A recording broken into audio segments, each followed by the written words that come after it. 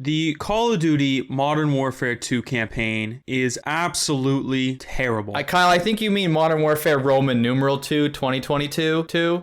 That's correct. Of course I don't mean OG MW2. I mean the brand new MW2. This campaign is absolutely garbage. This campaign can't even hold a candle to the OG Modern Warfare 2 campaign. To add to that, it can't even hold a candle to Modern Warfare 2019. I would agree. So in usual Boys Unknown fashion, this is just going to be a classic ranty style video on our thoughts about the campaign. So first things first, let's talk about the story. And to call it a story is doing it too much of a service, I think. This so-called story isn't really a story. It's more of just a collection of cool mission ideas that they had. And then they planned out all the missions for the game. And, there's some cool missions, you could say. And after that, they were like, oh, we actually have zero story to put this together. So let's just thread a shit story that can make sense so we can get all these missions together. That's exactly what it feels like, actually. And it's completely pointless. It has none of the character of the original one. No soul. For one, okay, I just have to talk about Shepard's betrayal in this one. Yeah. Not even close to the original one. Didn't hit me at all. I was actually confused. I was like, no build up at all. Is Shepard a bad guy now? Like, did someone just betray me? I don't know. Your favorite characters all survive.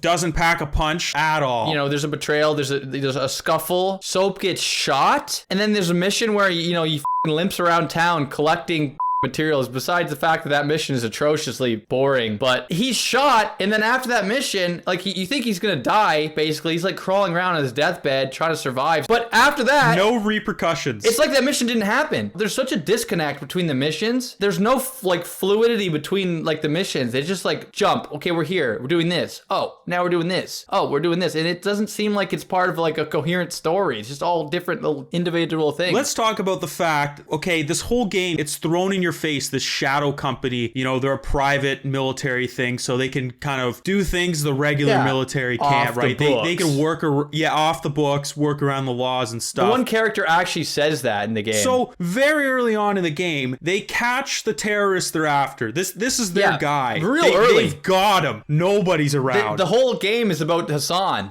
Piker. Exactly. And what do? They're like, oh, we can't kill him. It's against the law. 2019 was all about war crimes and we're doing it, gloves off, the cameras off, no body cams. Yeah, exactly. So they get this terrorist, and they're just like, all right, yeah, you're good to go. We don't want to break any laws here or anything like that. But later in the game, you see Shadow Company murder an entire city! Committing war crimes on war crimes, and the guy who's committing all the war crimes was with you when you had the terrorist thing. And then literally 2 missions after, he's like, I'm not part of the military. I can do whatever I want. He literally says that. No one even punches the terrorist. It's like they baby him. Not even that. I swear to God, they're like, well, we can't hold him too long. It's against the regulations or whatever. It's like, are you kidding me? Last campaign, I watched Shepard literally commit war crimes and torture. There's a whole thing about torturing some dude. You want the gloves off? They're off. You torture people in the original game. You see children die, blah, blah, blah. In 2019, we're talking about. The whole plot hinges on the stupid thing that they give away the terrorists. The game is over if you just dealt with them there. That immediately just makes the whole story pointless. Then there's the Amsterdam mission, which just make it a cutscene. Well, 1/3 of this game isn't even a game. It's like the first mission. You literally walk down a hallway or a little cave tunnel, and then you shoot a missile. You hit right trigger. It's not really a mission. And Amsterdam is not even a mission. It's nothing. There's a couple of them in here that are just they're not even missions. They're nothing. Let's talk about the knockoff All Gillied Up. Doesn't even hold a candle to the COD 4 All Gillied Up mission. And that's the Recon by Fire, I believe the mission That is. was a decent mission. It was a decent mission, but we're still talking about story here. And I got a problem with them putting a 70-year-old lady on a boat the whole time doing nothing. The thing about this game, the reason why this story is so bad, there's some characters that you could just fully take out of the game and it changes nothing in the story. Laswell's character, they bring her on this operation, they put her on a boat, which you're never near. So she's just on a boat with a gun, and then she gets captured at the end of the mission. There's no reason for her being there. Like the whole Laswell gets captured, let's save Laswell. It's just like padding the game's runtime or just an excuse to like do missions that they had planned. And it sets up the next mission, which is, I think, the worst mission in the game. And we'll talk about the gameplay aspect of it later. But just for story-wise, I mean, the whole mission is just you're going to save Laswell or whatever, and they bring back Farah. Farah,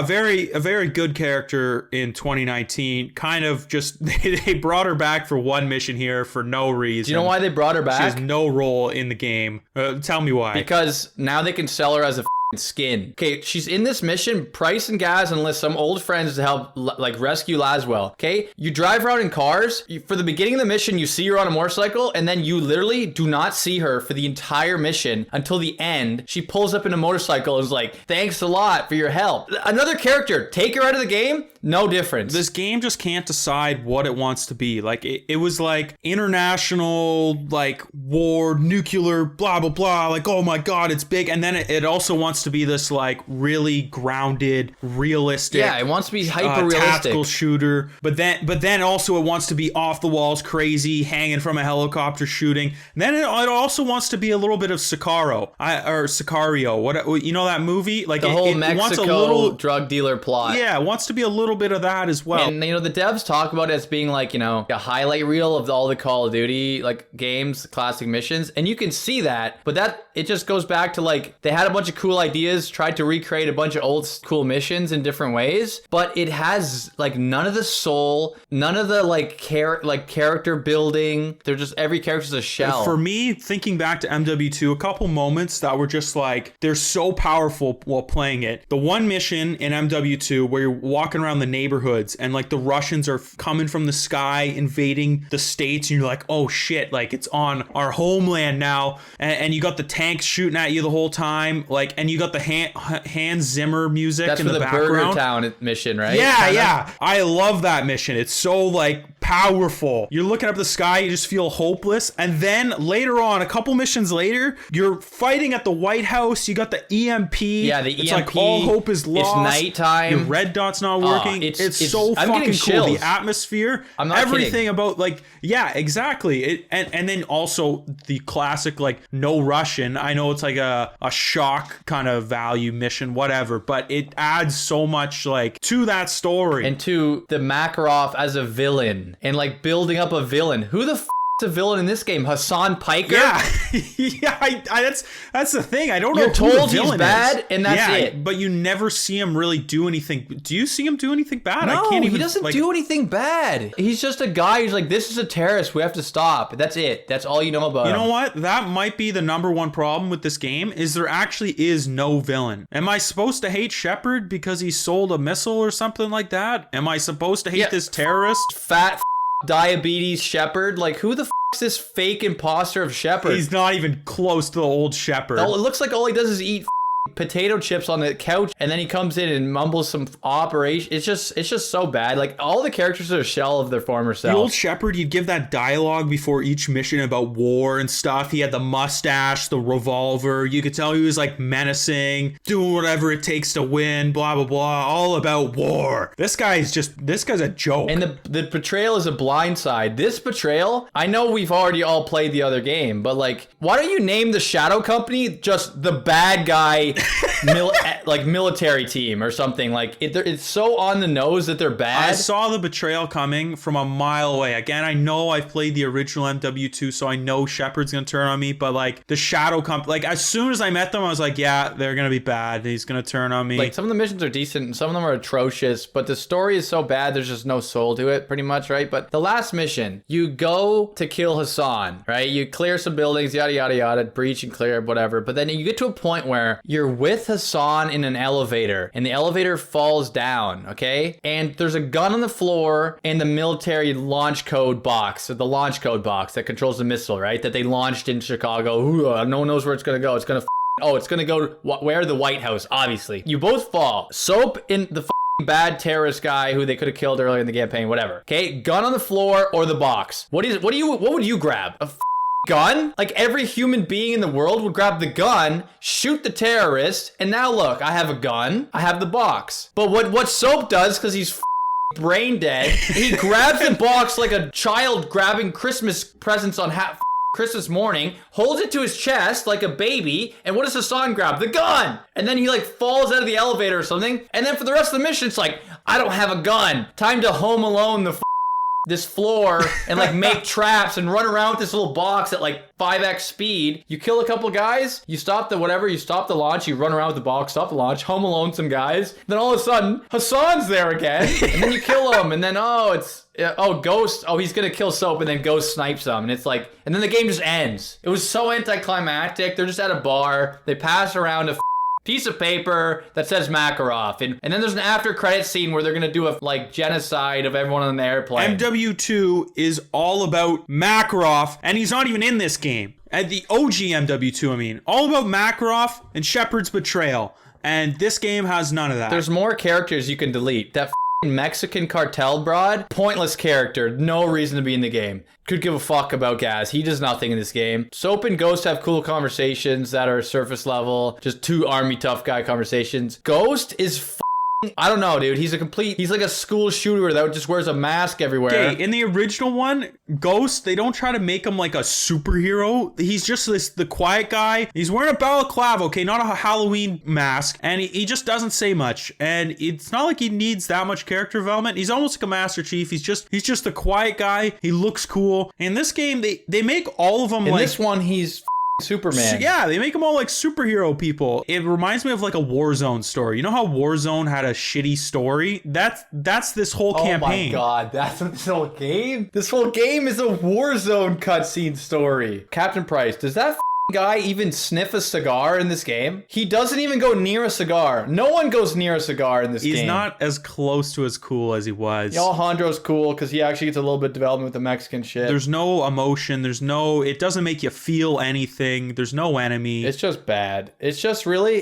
atrocious. But the thing is, you think like, why are you guys picking apart and dissecting Call of Duty campaigns? It's Call of Duty campaign. Like, what do you expect? Ha ha ha. The old Call of Duties, Black Ops 1, Modern Warfare, Modern Warfare 2, World at War. Dude, these stories were good. Oh, another thing, it's a small thing that I want to mention. There's a one point in the game where Laswell explains basically why you got betrayed. And there's a quick mission for it, remember? And you see those guys get killed. In Modern Warfare 2, and I think even Modern Warfare, when you had a mission where a character died, it wasn't an absolute blatantly obvious, like you're playing a mission where someone's going to be killed. Yeah, You start up a mission and you're playing as a character. Think of No Russian, for example. You play through the whole mission, and there's a twist at the end that the undercover guy gets shot by thing because they knew he was American, right? It was a bit, and that was a decent twist. That was shocking. But this one, Laswell is narrating the story of betrayal, so the characters are gonna die, and you're just for me, I'm just waiting for like, okay, how many guys do I have to shoot? Like scripted kills. Like I'm gonna be a scripted death. When's the scripted death coming? This is boring. Laswell's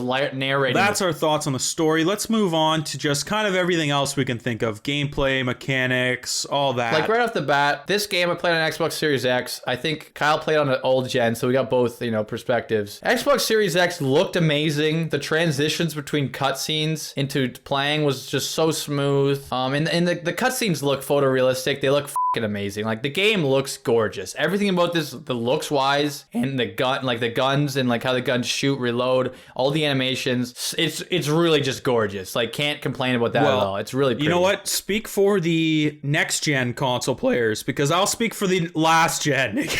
Last gen looked horrible. Just constant pop-in bugs. It was a pretty rough experience, but I can't really complain about that because it's like, okay, I need to upgrade to next gen. So I will say it looked like shit on last gen, but that's my fault. Obviously the missions are hit or miss. Some of them, like the highs are like mediocre highs, and it's like, standard Call of Duty missions that you expect. Nothing new that's out crazy, but the lows in the missions that suck, I mean, they suck. suck so bad. Like some of these missions, man, I wanted to just quit and just look up the cut, like what happens. Like I didn't want to play it. Examples of this are violence and timing, the car mission. Let's talk about violence and timing a little bit. So buggy. I almost threw my controller. You have to jump from car to car. The whole mission's pointless. It goes on for so long, but so many times it's so inconsistent with how you jump onto the car. Sometimes it's a magnet, sometimes it's not.